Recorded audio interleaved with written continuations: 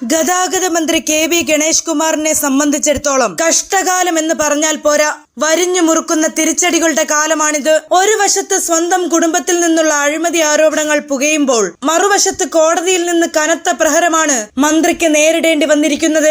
Solar ഗൂഢാലോചന കേസിൽ തനിക്കെതിരെയുള്ള കോടതി നടപടികൾ തടയണമെന്ന മന്ത്രിയുടെ ആവശ്യം എറണാകുളം CJM കോടതി ഇപ്പോൾ തള്ളിക്കളഞ്ഞിരിക്കുകയാണ്. എന്തുകൊണ്ടാണ് ഈ സമയത്ത് തന്നെ മന്ത്രി കോടതിയിൽ നിന്ന് ഇത്തരമൊരു സംരക്ഷണം തേടിയത്?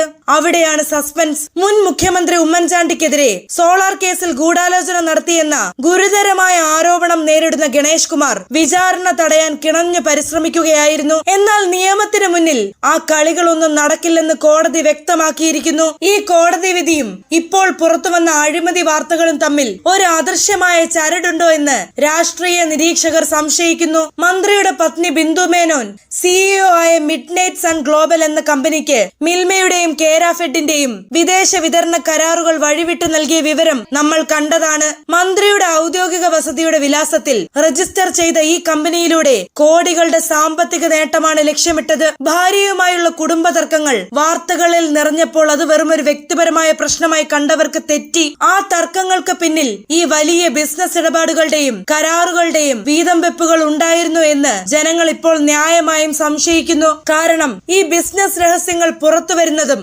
സോളാർ കേസിൽ കോടതി നടപടികൾ തടയാൻ മന്ത്രി നെട്ടോട്ടമോടുന്നതും ഒരേ സമയത്താണ്. ഇത് വെറും ഒരു യാദൃച്ഛികതയല്ല. തന്റെ രാഷ്ട്രീയവും സാമ്പത്തികവുമായ സുരക്ഷിതത്വം അപകടത്തിലാകുമെന്ന് കണ്ടപ്പോഴാണോ മന്ത്രി കോടതിയെ അഭയം പ്രാപിച്ചത്? ടെൻഡറുകളില്ലാതെ, വിജ്ഞാപനമില്ലാതെ സാധാരണക്കാർക്ക് നൽകാത്ത 15% അധിക കമ്മീഷൻ വ്യവസ്ഥയിൽ എങ്ങനെയാണ് ഈ കരാറുകൾ മന്ത്രി പത്നിയുടെ കമ്പനിയിലേക്ക് എത്തിയത്? KSRTCയിലെ സാധാരണ ജീവനക്കാർ ശമ്പളമില്ലാതെ തെരുവിൽ നിൽക്കുമ്പോഴാണ് ഈ കുടുംബ കച്ചവടം പൊടി പൊടിക്കുന്നത്. സോളാർ കേസിൽ ഗൂഢാലോചന നടത്തിയെന്ന വേട്ടയാടൽ ഒരു വശത്ത്, മറുഭാഗത്ത് ഖജനാവ് കൊള്ളയടിക്കാനുള്ള ആസൂത്രിത നീക്കം. പിണറായി സർക്കാർ സംരക്ഷിക്കുന്ന ഈ വികസന നായകന്റെ യഥാർത്ഥ മുഖമാണ് ഇപ്പോൾ ജനങ്ങൾക്ക് മുന്നിൽ വെളിവായത്. സത്യപ്രതിജ്ഞാ ലംഘനം നടത്തി പദവി ദുരുപയോഗം ചെയ്ത മന്ത്രിക്ക് ഇനി പദവിയിൽ തുടരാൻ എന്ത് ധാർമ്മിക അവകാശമാണുള്ളത്?